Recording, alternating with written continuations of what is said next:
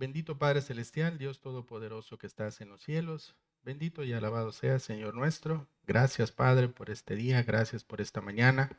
Gracias, Señor, porque nos permites estar aquí presentes para poder aprender más de tu palabra, Señor, para adorarte, para rindarte honor, Señor, y gloria en este culto de adoración, como cada domingo tenemos y celebramos, Padre, como discípulos de tu Hijo Jesucristo, como tus hijos, como miembros de esta iglesia, Señor.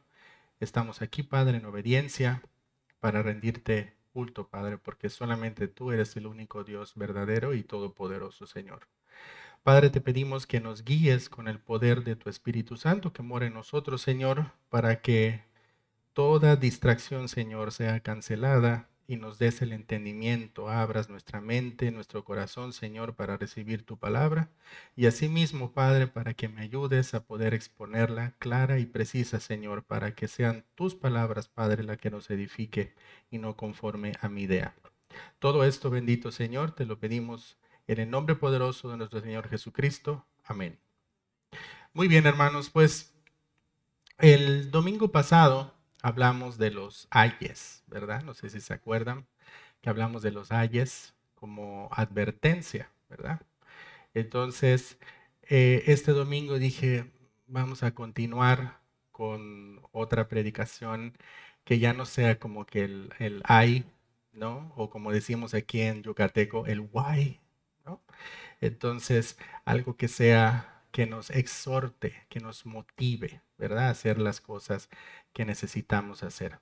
En Romanos 10:17, hermanos, no lo busquen, se los voy a compartir. Hay una porción, ¿verdad?, donde Pablo dice que todos nosotros, y ya estoy hablando en el presente, en el momento actual, todos nosotros que estamos aquí, tenemos un objetivo final, que es ser conformados a la imagen de Jesucristo.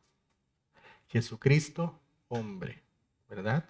No vamos a confundir que también nosotros vamos a ser como dioses chiquititos y que tenemos poder y que podemos hacer, no. Todos nosotros debemos estar conformados a la imagen de el Señor Jesucristo, hombre. Es la finalidad de todo discípulo de Jesucristo. ¿En dónde? En la tierra. Y así como vimos los ayes, ¿verdad? Que hay advertencias específicamente para los maestros, ¿verdad? ¿Se acuerdan que era un mensaje específico para los fariseos que estaban enseñando qué cosa? Pues lo que enseñaron los profetas, lo que enseñaron los patriarcas, lo que enseñó Moisés y así sucesivamente desde el origen. Ahora quiero hablarles de otra palabra que se repite mucho en la Biblia, que es los bienaventurados. Los bienaventurados o los aventuranzas que encontramos en la Biblia las tenemos en muchas partes de la Biblia. Hoy nuestra lectura fue el inicio de Mateo 5, del 1 al 12, que habla específicamente de cuáles son esas aventuranzas y quiénes son los bienaventurados. Y les comentaba yo que la palabra bienaventurado significa una persona, un hombre, una mujer que tiene una bendición espiritual, o sea, tiene un bienestar espiritual. Y el ser bienaventurado requiere ciertas características, requiere cierto trabajo, ¿verdad? Y como resultado final, pues vamos a ser bienaventurados. Y es el propósito del mensaje de esta mañana, que nosotros comprendamos que tenemos todo el acceso para nosotros ser bienaventurados. Y espero yo exhortarles, ¿verdad? Para que a partir que después que salgamos de nuestro culto, esté en nuestra mente y sobre todo en nuestro corazón de hacer esa carrera para yo algún momento ser un bienaventurado, pero de a de veras. Hablamos el domingo pasado que ya no vamos a aparentar ser cristianos, sino vamos a ser cristianos, ¿verdad? No tenemos que aparentar nada, tenemos que ser. ¿Y qué cosa tenemos que ser? Lo que Dios nos dice, ¿verdad? Otro mensaje que encontramos en el libro de Romanos 8:28, para ser precisos, ustedes lo pueden leer en casa, es que eh, la fe viene por el oír y el oír por la palabra de Dios. Entonces aquí nos afirma que no hay otra fuente. Entonces no voy a buscar más nada afuera, voy a buscar en la palabra de Dios para conducir mi vida. ¿Para qué finalidad? Para ser conformado a imagen y semejanza del Señor Jesucristo. Y ahora también lo voy a aplicar para ser bienaventurado. Yo sé que puede sonar un poco complicado, pero no es tan así, ¿verdad? Entonces, vamos ahora sí a abrir nuestras Biblias, vamos a Salmos, al libro de Salmos, y es Salmo 1:1. ¿Me dicen amén cuando ya estén ahí, por favor? Salmo 1:1 y dice, y claramente aquí va a empezar la palabra, ¿verdad? Dice, bienaventurado el varón que no anduvo en consejo de malos, ni estuvo en camino de pecadores, ni en silla de escarnecedores se ha sentado, sino que en la ley de Jehová está su delicia, y en su ley medita de día y de noche. 3. Será como árbol plantado junto a corrientes de aguas, que da su fruto en su tiempo y su hoja no cae, y todo lo que hace prosperará. Aquí, hermanos, en estos 3 versículos de Salmos 1, te va a dar la característica, ¿ok? Que dice, bienaventurado. ¿Pero quién? Varón, mujer, hombre, hombre, mujer, entiéndase, varón, ser humano, ¿verdad? Está refiriendo, esto no es exclusivo para los hombres, ¿ok? Es para todo ser humano que respira oxígeno.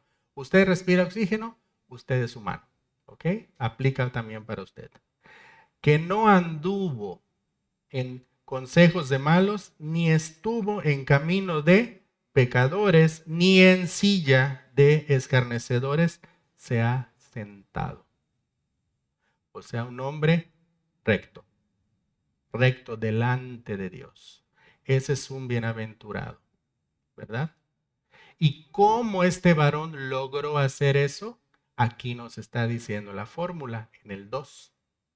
Sino, va a hacer el contraste, que en la ley de Jehová está su delicia. O sea, todo tu ser está en las palabras de Dios, en el Dios Todopoderoso. Y además en su ley medita. Solo los domingos de 11 a 1, de día y de noche.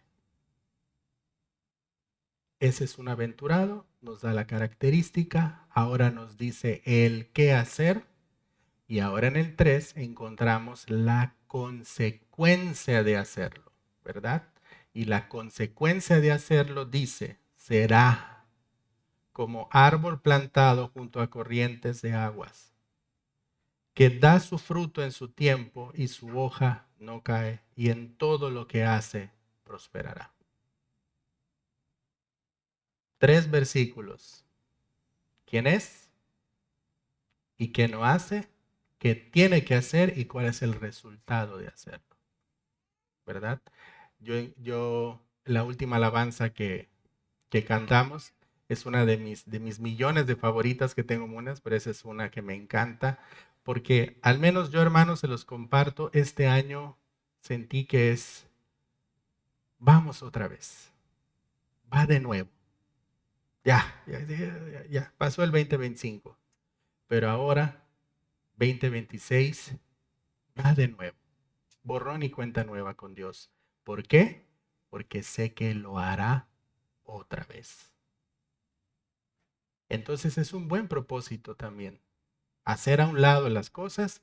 Hermanos, ¿hiciste algo mal? Sí.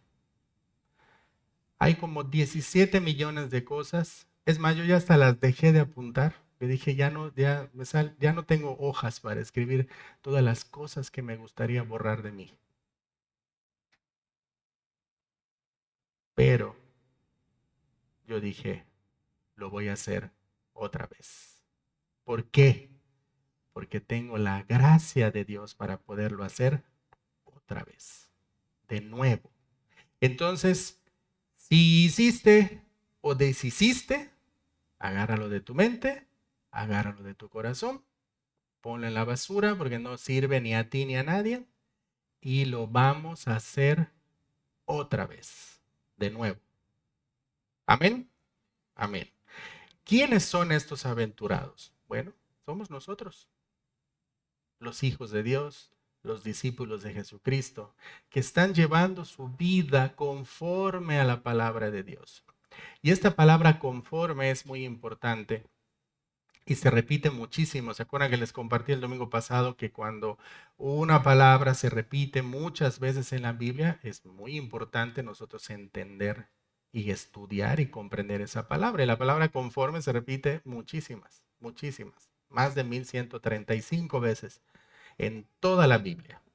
Y conforme es muy preciso, ¿verdad? Conforme. Yo les voy a decir ahorita, por favor, hermanos, cuando yo cuente la de 3, se ponen de pie y con su hombro saludan al de al lado y con su otro hombro al del otro lado. ¿Correcto? Muy bien. 1, 2, 3.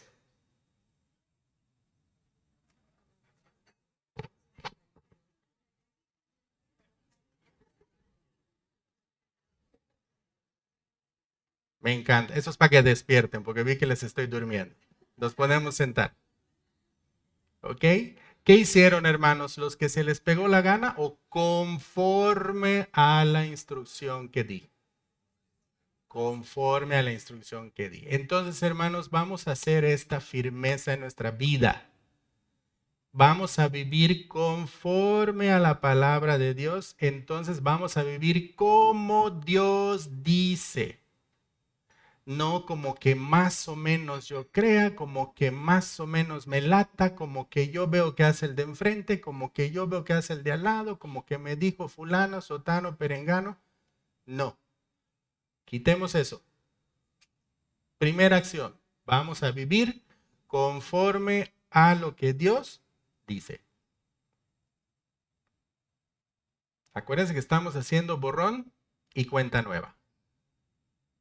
Entonces, ya que quedó ese precepto y que les queden de tarea para ustedes, pueden filtrar los que tienen concordancia, los que tienen un diccionario, si tienen su Biblia en el teléfono, le ponen buscar y ponen la palabra conforme y les va a dar todos los versículos donde está conforme, conforme. Y van a ver cómo ahí Dios dice, no vas a hacer esto, sino conforme a tal cosa.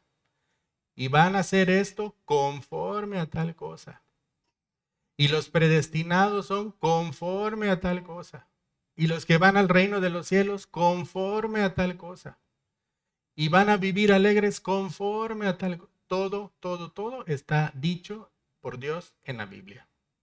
Entonces, cuando ustedes piensen, ¿cómo será que yo debo de llevarme con mi prójimo? Vas a la Biblia y ahí dice cómo. Y así lo aplicas. Así de práctico. Así de sencillo.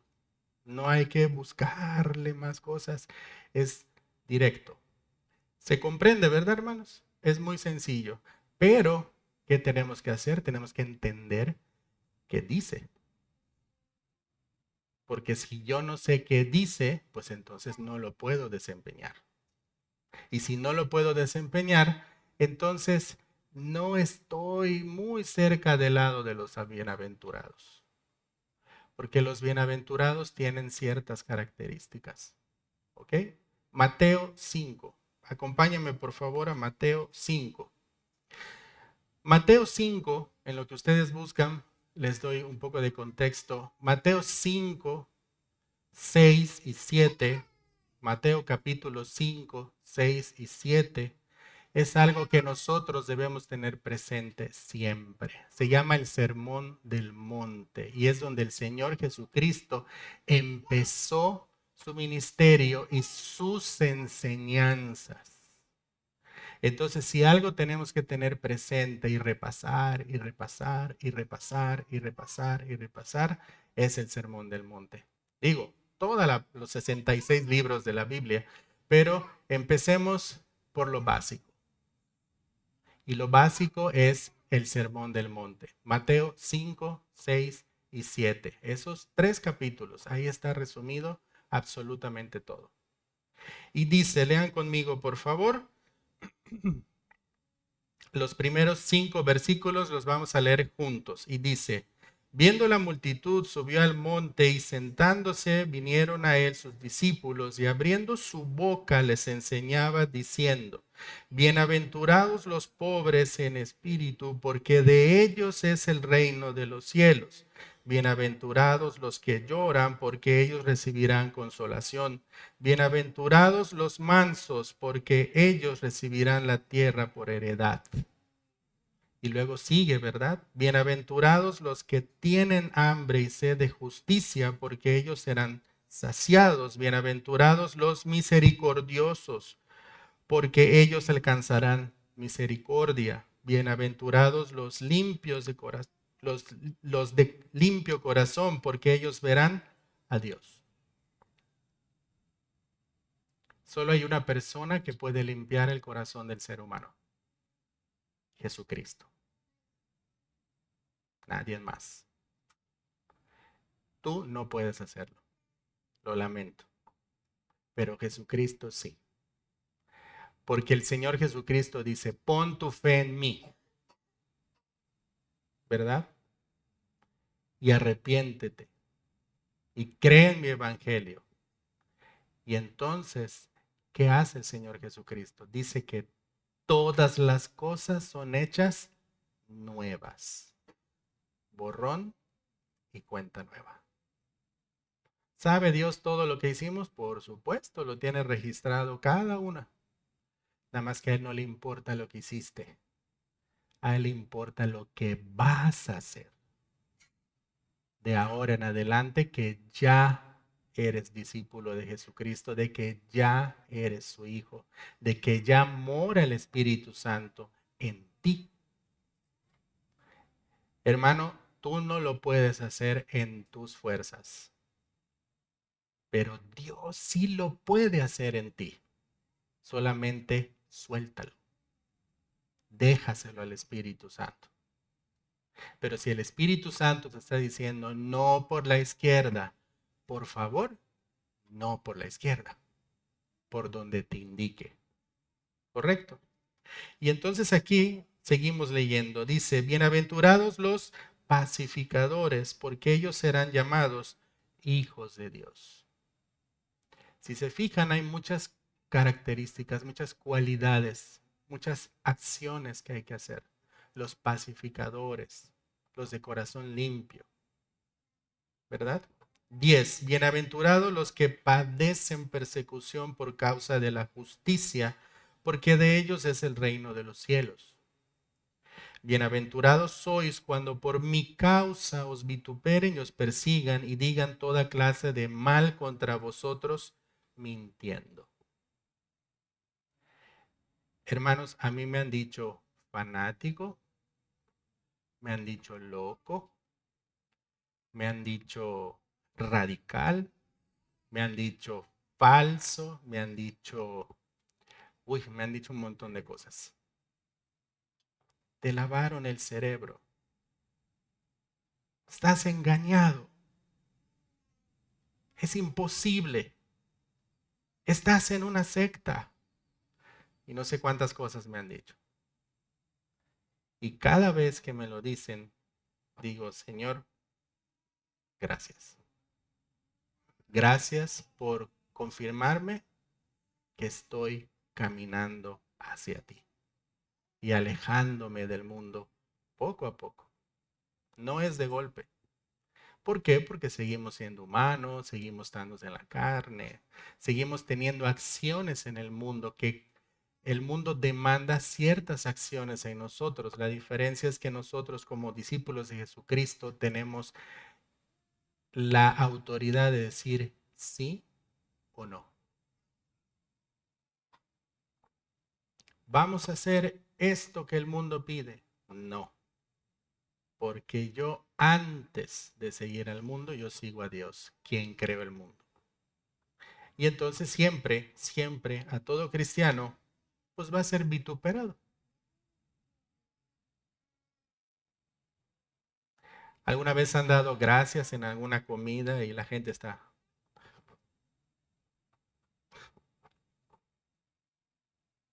se burlan? Es natural, hermanos, no creen, pero esperamos que por nuestra causa, que por nuestro testimonio, crean.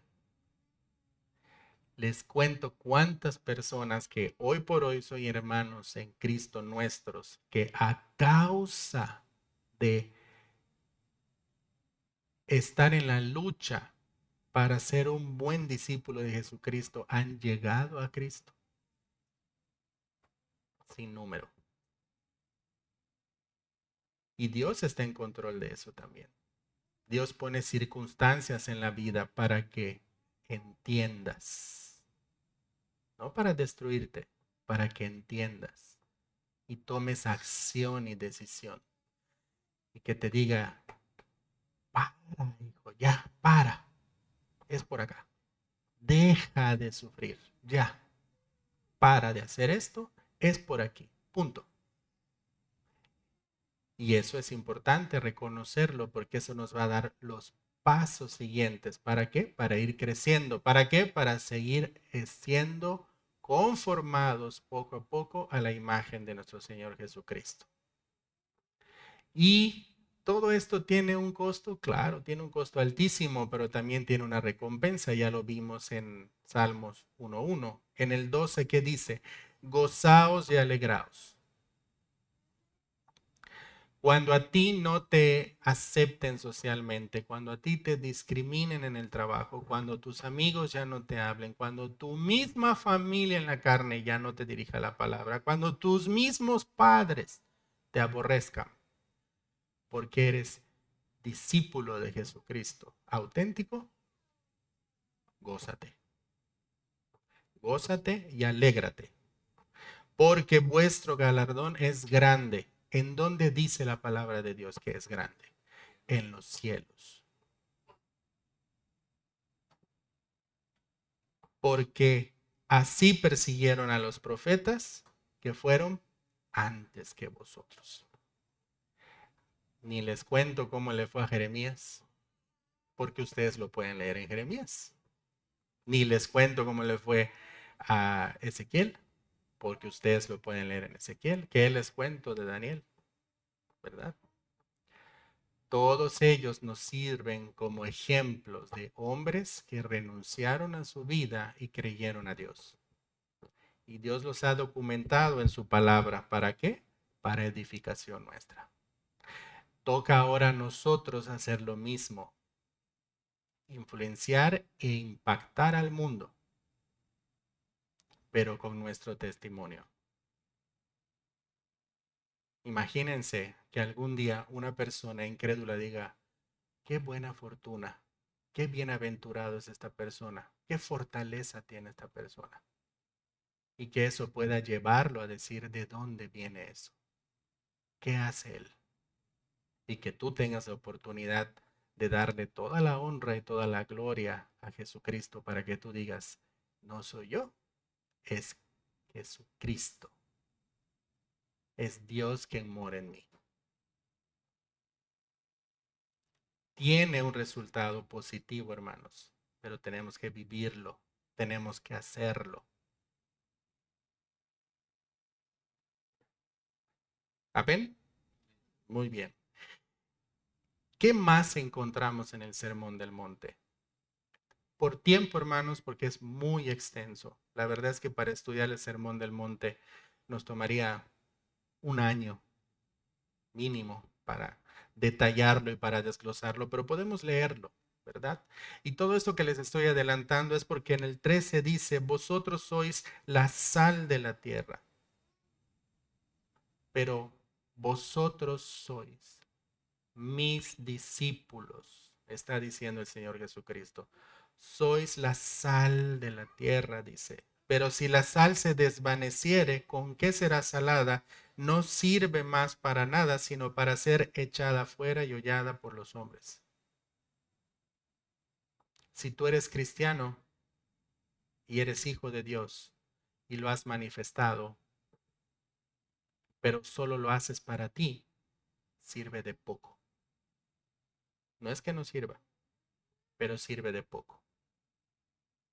No salas, no le das sabor a los demás,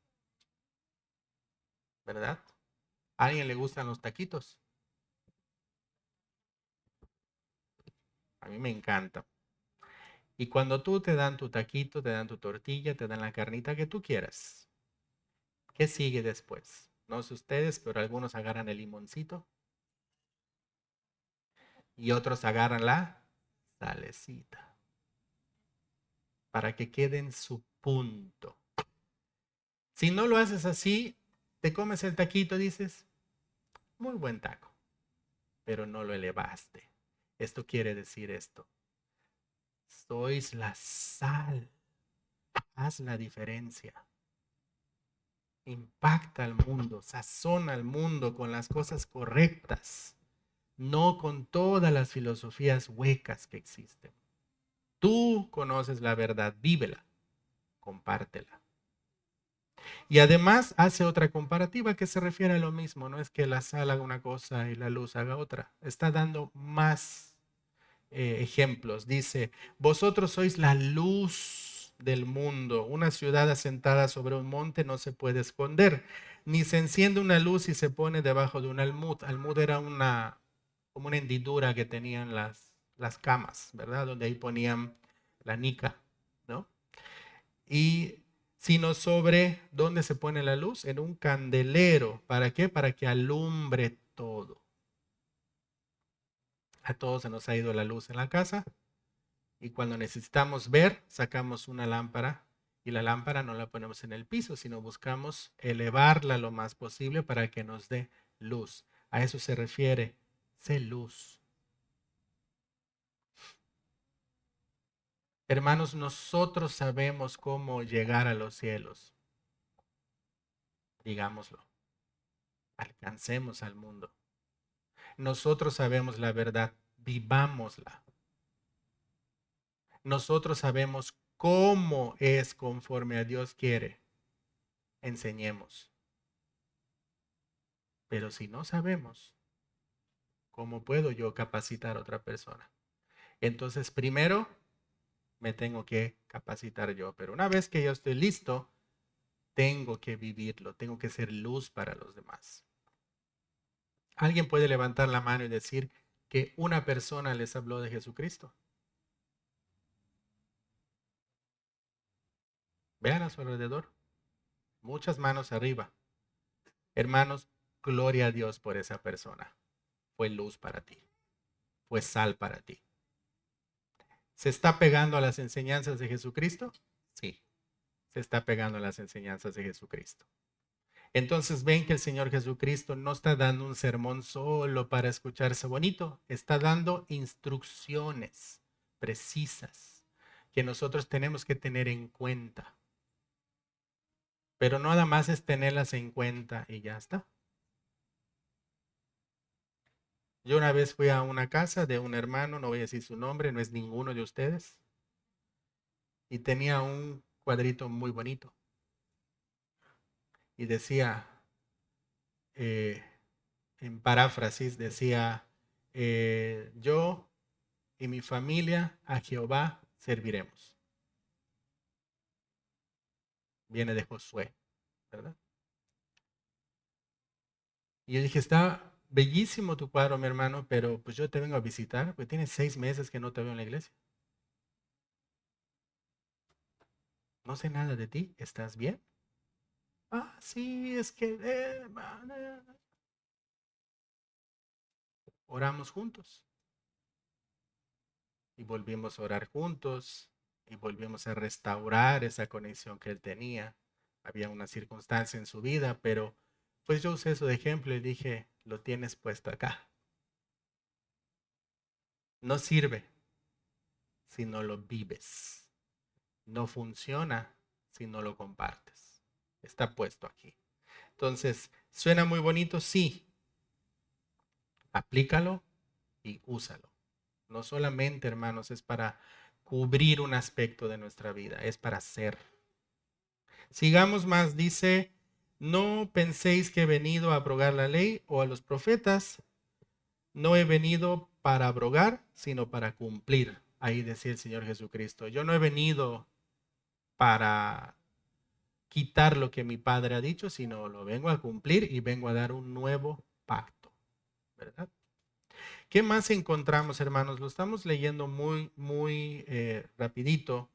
En el 21, 5:21, este es uno favorito para muchos, muchos para mí, porque habla de Jesús y la ira. Dice, oíste que fue dicho a los antiguos, no matarás, y cualquiera que matare será culpable de juicio, pero yo os digo que cualquiera que se enoje contra su hermano será culpable de juicio, y cualquiera que diga necio a su hermano será culpable ante el concilio, y cualquiera que le diga fatuo quedará expuesto al infierno de fuego.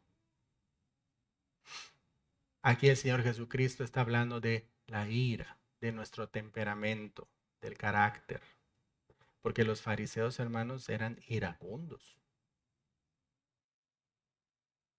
muy iracundos, despreciaban a la gente. Por eso dice, a ver, no solamente te digo que lo mates, sino que te enojes también. ¿Por qué, hermanos? Porque la ira es algo que nos hace perder nuestro juicio. Y nosotros estamos llamados a amar a nuestro prójimo, no a matarle. Hay muchos estudios que se han realizado que cuando una persona comete homicidio, eh, no me acuerdo el término, hay abogados aquí, ustedes lo pueden consultar, que no es culposo o algo así, bueno, que no es que él había premeditado matar a la persona, sino era tal su ira que la mató. Por eso es que el Señor Jesucristo une, que no te has dicho matar, sino tú matas y puedes llegar a destruir a una persona por la ira que tienes, ¿no? Es lo que está juzgando. Más adelante también dice en el 33, además habéis oído que fue dicho a los antiguos, no perjurarás, sino cumplirás al Señor tus juramentos. Pero yo os digo, no juréis en ninguna manera, ni por el cielo, porque es el trono de Dios. O sea, no digas, te lo juro por Dios. No se puede decir. Dios no necesita perjurar.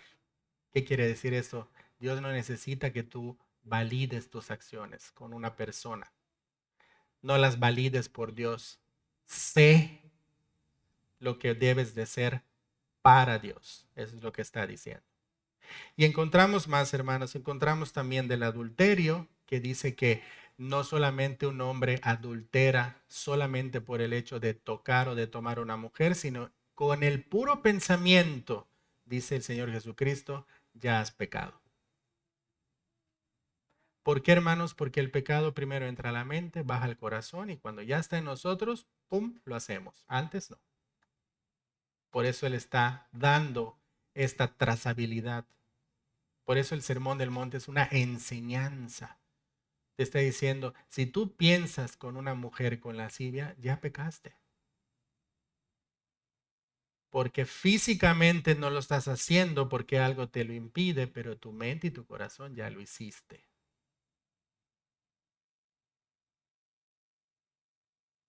Hay que tener cuidado y presente eso. ¿Verdad? Más adelante en Juan dice el Señor Jesucristo, le dice a un grupo de personas, de labios me amas, de labios me honras, pero tu corazón está muy lejos de mí. Hermanos, el Señor toma cuenta todo, todo.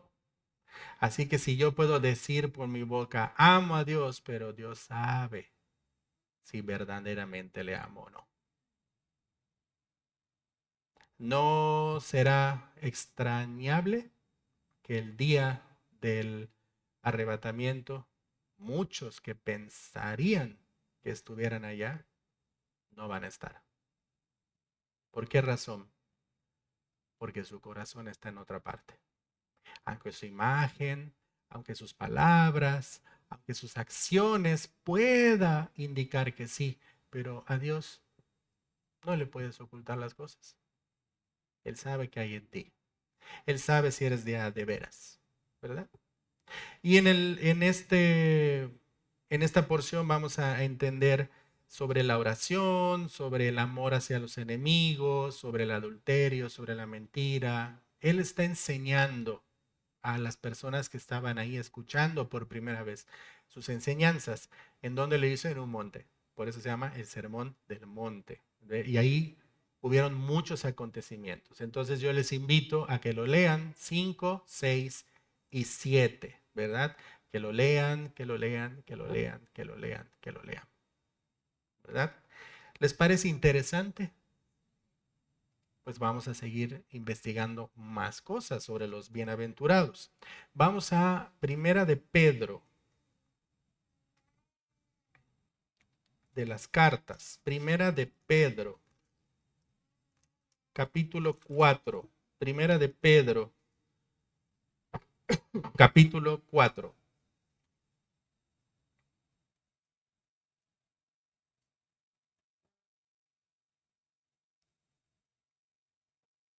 ¿Están ahí, hermanos? Muy bien. En este capítulo vamos a encontrar sobre una exhortación donde Pedro hace que seamos buenos administradores de la gracia de Dios. ¿Qué quiere decir esto? Que hoy por hoy estamos en el tiempo de la gracia. ¿Qué significa esto? Para ilustrárselos muy rápido. Antes, si yo decía una mentira o si yo faltaba en adulterio, automáticamente iban, agarraban un bonche de piedras, me apedraban hasta matarme. Punto. ¿Ok? Hoy por hoy, en el tiempo de la gracia, Dios te dice, arrepiéntete y cree en el Evangelio. Arrepiéntete y cree en el Evangelio. Confiesa. Arrepiéntete, confiesa, perdonado y sigue adelante. Hay consecuencias, claro, pero sigue adelante. Ese es el tiempo de la gracia en el que estamos. Y es un tiempo para los gentiles. Y nosotros tenemos que ser buenos administradores. Cuando vemos a Pablo que hablaba en los Romanos y en Corintios, verá como les decía, entonces quiere decir que vamos a pecar, o sea, tenemos licencia para hacer lo que queramos porque de todas maneras está la gracia de Dios. Y Pablo te dice, no, en ninguna manera. No es para eso, ¿ok? No lo maluces. Aquí Pedro está diciendo, sé buen administrador, úsalo para bien, úsalo a favor. ¿Para qué? Para que tú crezcas. Y vamos a ver cómo nuevamente se usa la palabra bienaventurado. Primera de, Primera de Pedro, capítulo 4, 1 dice, puesto que Cristo nos va a dar una síntesis de todo. Pedro dice, puesto que Cristo ha padecido por nosotros en la carne, vosotros también armaos del mismo pensamiento, pues quien ha padecido en la carne, terminó con el pecado. Nos está diciendo, Cristo murió por ti, arrepiéntete, pon tu fe en Cristo. Todos nosotros que estamos acá ya lo sabemos. No solamente ya lo sabemos, ya lo hicimos. Dos, hay un motivo. ¿Para qué? Vamos a leerlo juntos. Dice, para no vivir el tiempo que resta en la carne conforme a las concupiscencias de los hombres, sino conforme a la voluntad de Dios. Palabras muy importantes, sino conforme a la voluntad de Dios. ¿Cuál es la voluntad de Dios, hermanos? Que todos se arrepienten y reconozcan a su Jesucristo como su Señor y Salvador, que todos lleguen al reino de los cielos, que todos vivamos en santidad, que todos seamos conformados a la imagen y semejanza de su Hijo Jesucristo, hombre. La voluntad de Dios es muy grande y abarca muchos aspectos en nuestra vida que tenemos que atender. Siempre han escuchado, ¿verdad? Come frutas y verduras. Come proteína. Hidrátate bien. Bueno, últimamente ya hay caldo de hueso, kéfir, kombucha, ya le agregaron más cosas, ¿verdad? Pero todo eso está hecho ¿para qué? Para el bienestar. ¿verdad? El bienestar. ¿Sí? Yo tengo una nutricionista fabulosa que me regaña, pero me motiva, ¿verdad? Pero me da la información. Toma tiempo esa nutricionista para darme las indicaciones, pero un buen resultado en mí depende de la nutricionista, no, depende de mí. ¿Quieres un buen resultado delante de Dios? Dios ya te dio todas las indicaciones. ¿Depende de Dios? No, depende de ti. Entonces, aquí está diciendo Pedro, si ya entregaste tu vida a Cristo, entonces no vivas el resto que te quede en la tierra para cubrir las concupiscencias de los hombres. Y ya leímos en Timoteo, si se acuerdan, el domingo pasado, que hay en la cabeza de los hombres allá afuera que no son creyentes. No queremos eso. Dios no quiere eso para ningún ser humano. Y nosotros tenemos acceso a entender qué es y qué no. Amén. Dice 3, baste ya el tiempo, o sea, se acabó, finito, tulaca, ya. Baste ya el tiempo pasado para haber hecho lo que agrada a los gentiles, a los hombres, al mundo. Basta ya ese tiempo en tu vida. Y te da ejemplos, ¿verdad? Andando en lascivias, concupiscencias, embriagueces, orgías, disipación y abominables idolatrías. Te está dando el ejemplo aquí Pedro, claro y preciso. Ya eres hijo de Dios, ya eres discípulo de Jesucristo, ya sabes qué no debes de hacer, por qué conociste la verdad y qué no debes de hacer. Y te dice, ya, para, ya para. Y cuesta trabajo, hermano. Yo siempre uso el ejemplo de la Coca-Cola. Cuando te dicen, ya no vas a tomar Coca-Cola, tú sientes que el mundo se acabó para ti. Pero hay que poner un esfuerzo, hay que poner un trabajo y hay un propósito. ¿Y qué es lo que te dice? Y el médico te dice, para, para. Y si vuelves a ir al mismo médico, ya el médico toma una acción de decir, pues ya le dije qué tiene que hacer, pare. Usted ya sabe qué tiene que hacer, pare. ¿No? Es exactamente lo que aquí estamos leyendo. Igualito. Dice, a estos, cuando se refiere a estos, va a hablar de los inconversos. Dice, a esto les parece cosa extraña que vosotros no corráis con ellos en el mismo desenfreno de disolución y os ultrajan. O sea, a los incrédulos es irracional para ellos que tú hagas lo que estás haciendo. Pero de verdad no escuchas esa música. De verdad no, qué exagerado.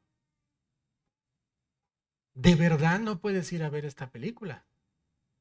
Sí, no puedo. De verdad, o sea, de verdad no. De verdad no puedes ir a este bar. Es un lugar es ir a comer, no pasa nada. De verdad, para ellos es irracional. De verdad, cada domingo tienes que estar ahí en ese lugar del hotel. Pues, ¿qué dan? Dan alimento al espíritu. De verdad voy. De verdad, de verdad. 5. Y sigue hablando de ellos, los inconversos. Pero ellos darán cuenta. Aquí es donde conecto los ayes, hermanos. Ellos darán cuenta al que está preparado para juzgar a los vivos y a los muertos. Porque por esto también ha sido predicado el Evangelio a los muertos, para que sean juzgados en carne según los hombres, pero vivan en espíritu según Dios. Para eso vino Jesucristo al mundo. Ahorita, hermanos, está muy de moda, ¿verdad? Y voy a tocar, ¿no? Yo de esta parte de si lo hago, no lo hago, ¿verdad? Sí me aplico a Dios, no me aplico a Dios. Y yo en la mañana dije, bueno, pues voy a esperar a ver si sí compran a Groenlandia o no compran a Groenlandia, o si hay la guerra o no hay la guerra, ¿no? Porque depende de eso a ver qué acción voy a tomar. Tengo que estar preparado. Y siguiendo estudiando, llegué a Mateo 24, donde Dios te dice, y habrá rumor, y se levantará nación contra nación. Y será proclamado y predicado el Evangelio en todo el mundo, y entonces vendrá el fin. Cuando yo escucho esas noticias, hermanos, que se va a levantar el mundo, que sí van a invadir, que no van a invadir, que va a haber hambre, que no va a haber hambre, que sí va a haber prosperidad, que va a colapsar, que no va a colapsar, que va a haber comida, que no va a haber comida, etcétera. Yo voy y digo, Señor, ¿nos falta más? Hemos alcanzado a todos. En casa me falta mi hija, me faltan mis parientes políticos. ¿Tenemos tiempo, Padre? ¿O vendrá el fin? Ahí es donde debe estar nuestra mente. Porque cuando eso sucede, hermanos, entonces dice la palabra que se van a escuchar trompetas. Y en un abrir y cerrar de ojos, nosotros estamos con el Señor. Pero hay un trabajo para hacer. Tenemos que ser discípulos de Jesucristo. Tenemos que seguir guardando su palabra. Tenemos que ser sal, tenemos que ser luz, tenemos que dar testimonio. ¿Para qué, hermanos? Para alcanzar a los que más amamos. ¿Va a bendecir Dios? Claro. ¿Te va a dar prosperidad Dios? Claro.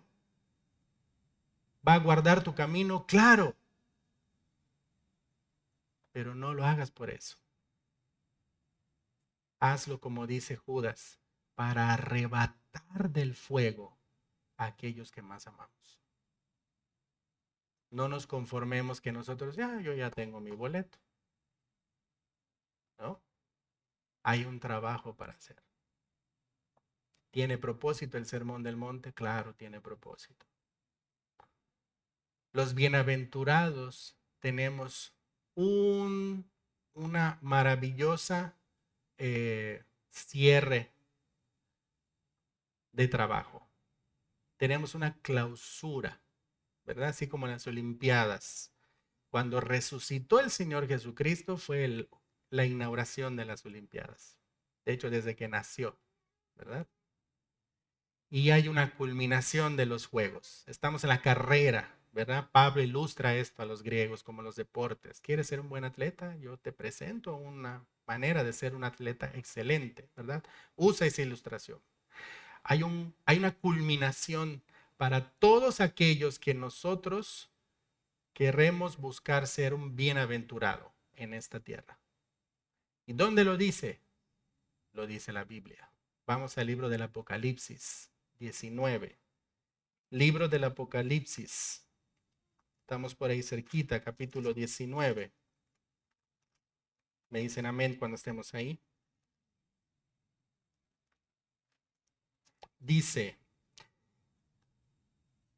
después de esto oí una gran voz de gran multitud en el cielo que decía, aleluya, salvación y honra y gloria y poder son del Señor Dios nuestro, porque sus juicios son verdaderos y justos, pues ha juzgado a la gran ramera que ha corrompido a la tierra con su fornicación y ha vengado la sangre de sus siervos de la mano de ella. Otra vez dijeron, aleluya, y el humo de ella sube por los siglos de los siglos. Y los 24 ancianos y los 4 seres vivientes se postraron en tierra y adoraron a Dios, que estaba sentado en el trono, y decían, amén, aleluya. y salió del trono una voz que decía: alabad a nuestro Dios, todos sus siervos y los que le teméis, así pequeños como grandes. Y oí como la voz de una gran multitud, como el estruendo de muchas aguas y como la voz de grandes truenos que decían: aleluya. Es lo que nos está diciendo, que era una gran cantidad de bocas que gritaban: aleluya, porque el Señor nuestro Dios Todopoderoso reina. Gocémonos y alegrémonos y démosle gloria, porque han llegado las bodas del Cordero y su esposa se ha preparado, la iglesia. Y a ella se le ha concedido que se vista de lino fino, limpio y resplandeciente, porque el lino fino es las acciones justas de los santos. Y el ángel me dijo: escribe, versículo clave, bienaventurados los que son llamados a la cena de las bodas del Cordero. Y me dijo: estas son palabras verdaderas de Dios. Hay una culminación para los bienaventurados. Hermanos, eso va a ser un evento gigante. Yo estoy ansioso de que llegue ese tiempo. Ansioso. Y aunque lo deseo profundamente, sé que el tiempo y el momento lo define Dios. Mientras tanto, yo tengo que estar aquí firme, siguiendo estudiando la palabra, ministrando a mis hermanos, ministrando a mi familia, amando a mi prójimo, amando al Señor con todo mi corazón, con todo mi ser y con todas mis fuerzas, compartiendo el evangelio a mis vecinos, a mis compañeros de trabajo, a cualquier persona que yo vea en necesidad, a compadecerme de las necesidades de otros, a condolerme con el dolor de otros, a orar por mi familia, por mí, por mis hermanos en Cristo, por la iglesia, por los misioneros. ¿Cada cuándo? Todos los días que me resten de mi vida en este planeta. Para que un día yo saque mi boleto. Yo soy bienaventurado. Yo tengo un lugar en esta maravillosa cena que va a decir mi nombre: Antonio Metri, filete miñón, brownie de chocolate. Me voy a gozar en el Señor. No solamente yo, personas que partieron y que quiero volver a ver otra vez, que me están esperando allá. Pero también quiero ver a personas ahí que todavía no está preparado su corazón. Hermanos, hay un trabajo en amor para hacer. Seámoslo, no lo vamos a aparentar. Seamos los bienaventurados que Dios pide que seamos. Amén. Vamos a orar. ¿Te gustaría saber si tienes un lugar seguro en los cielos? Yo quiero decirte que en la Biblia Dios nos dice que Él quiere que sepamos cómo tener un lugar seguro en el cielo cuando morimos. Yo te quiero explicar con la Biblia cómo puedo tener esa seguridad. Porque al final todos vamos a morir. Con la Biblia, estrictamente con la Biblia, yo te quiero llevar paso a paso cómo puedes tú tener esa seguridad de la salvación de tu alma y la vida eterna. Y para ello voy a ir al libro de Romanos.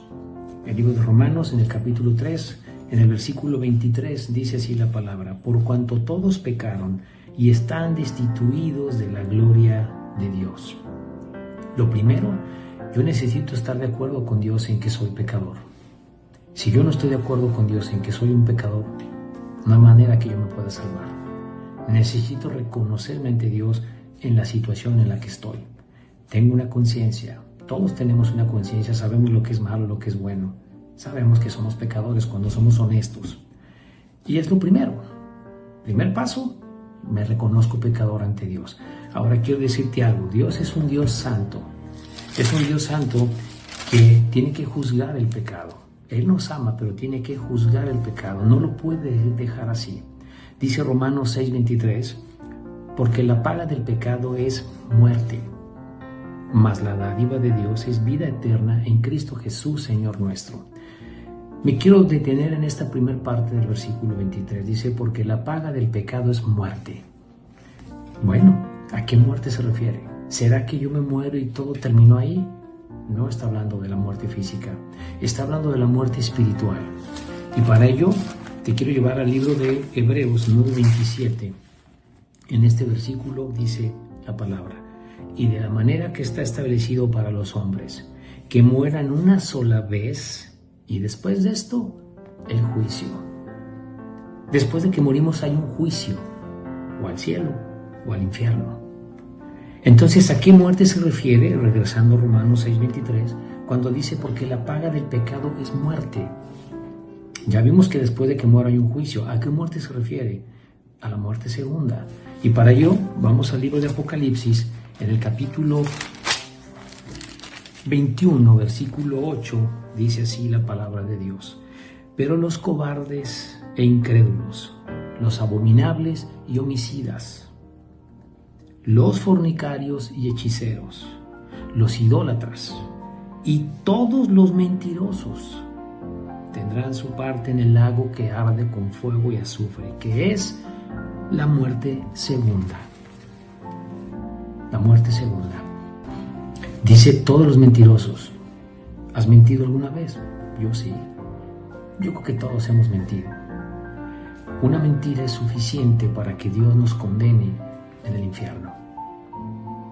No podemos salvarnos por nuestro propio pie. Hemos estado en religiones y nos han enseñado que debemos de salvarnos por nuestras obras, por nuestro comportamiento. Pero la Biblia no enseña eso. Nadie se puede salvar por sus propias obras. Dice en Efesios 2:8-9, por gracia sois salvos por medio de la fe. Esto no de vosotros, pues es don de Dios. No por obras, para que nadie se gloríe. Eso dice Efesios 8:9. Nadie se salva por sus obras, porque todos somos pecadores. Entonces, ¿cómo me salvo en la Biblia? Ya entendí que soy pecador. Ya entendí que Dios tiene que juzgar el pecado. Ya entendí cómo, en una muerte segunda, lago que arde con fuego y azufre. Pero ¿sabes una cosa? Dios hizo un plan para salvarnos. Precioso. ¿Sabes cómo? En Cristo Jesús. Dice Romanos 5:8, dice la palabra, mas Dios muestra su amor para con nosotros. Mira lo que dice, Dios muestra su amor para con nosotros, en que siendo un pecadores, Cristo murió por nosotros. Lo que me salva en la Biblia es creerle a Dios. Necesito la fe. ¿Y cuál fe? Cristo es Dios. Cristo, que es Dios, vino a la tierra, tomó una forma humana de hombre, perfecto, sin pecado, y paga la cuenta que yo no puedo pagar. Nadie podemos pagar. Jesús vino, hecho hombre, siendo Dios, y va a la cruz a ser castigado, derramando su sangre y resucitando al tercer día. Ese es el plan que hizo Dios para salvarnos.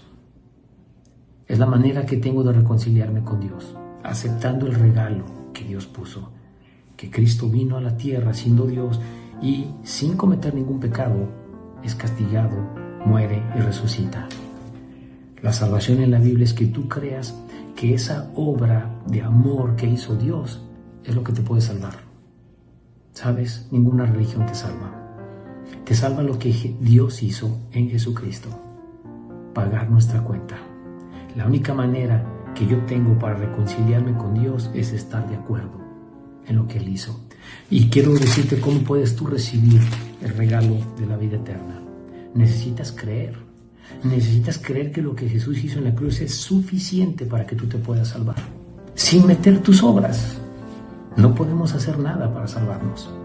¿Por qué? Porque hemos pecado. Somos pecadores y lo vamos a seguir siendo. Dice Romanos 19, que si confesares con tu boca que Jesús es el Señor y creyeres en tu corazón que Dios le levantó a los muertos, serás salvo. Él te dice en la palabra, serás salvo si crees en tu corazón. El versículo 10 dice, porque con el corazón se cree para justicia, pero con la boca se confiesa para salvación. Hay dos cosas que necesito para tener la salvación. Creer con todo mi corazón para justicia. ¿Qué debo creer? Que lo que hizo Jesús es suficiente. Debo creer que no son mis obras las que me salvan, sino lo que Él hizo en la cruz. Debo creer que es la única manera que yo tengo de reconciliarme con Dios, que Él ha pagado mi cuenta en la cruz, con su muerte y su resurrección. Creer con todo mi corazón. ¿Y qué es creer con todo mi corazón? Con todo mi pensamiento, mis sentimientos, con mi voluntad. Es suficiente para que yo tenga perdón. Lo que tú hiciste, Señor, en la cruz. Y hacerlo tu Señor. La palabra Señor en la Biblia se traduce autoridad soberana. Para que tú tengas salvación, tú necesitas recibir a Cristo en tu corazón como tu autoridad soberana, tu Señor. Por eso dice, ¿verdad?, el versículo 10, porque con el corazón se cree para justicia, pero con la boca se confiesa para salvación. Dice el versículo 13, porque todo aquel que invocar el nombre del Señor será salvo. ¿Cómo me puedo salvar? Tengo que invocar a Cristo. Tengo que estar de acuerdo con Él en que yo soy pecador y necesito su perdón. Necesito reconciliarme con Dios por lo que Él hizo en la cruz. No tengo otra forma de salvarme bíblicamente. Donde tú te encuentres, si tú crees que esto es la verdad, tú le puedes pedir a Cristo que te perdone, que sea tu Señor. En una oración sencilla, donde tú te encuentres, manejando, te puedes parar a un lado, en tu casa, al lado, en tu cama, en una silla. Tienes que invocarle a Cristo. Yo te puedo guiar en una oración si tú crees esto. Puedes orar así. Jesús, te pido que me perdones. Reconozco que soy un pecador, pero creo que tú me has perdonado con tu obra de amor en la cruz. Te doy gracias por la vida eterna, Jesús. Te acepto en mi corazón como mi Señor y mi Salvador. Amén. Si tú haces esa oración con todo tu corazón, esa es tu salvación. No puedes hacer otra cosa más que aceptar lo que Dios ha hecho para salvarte. Quiero leerte este último versículo aquí en el libro de 1 de Juan 5:12. Dice así la palabra: el que tiene al Hijo tiene la vida. El que no tiene al Hijo de Dios no tiene la vida. Necesito al Hijo para tener la vida. ¿Y cómo? Ya vimos cómo. Invocándole con nuestra boca que nos perdone. Espero de todo corazón que tú ores y le pidas a Cristo que sea tu Señor. Gracias.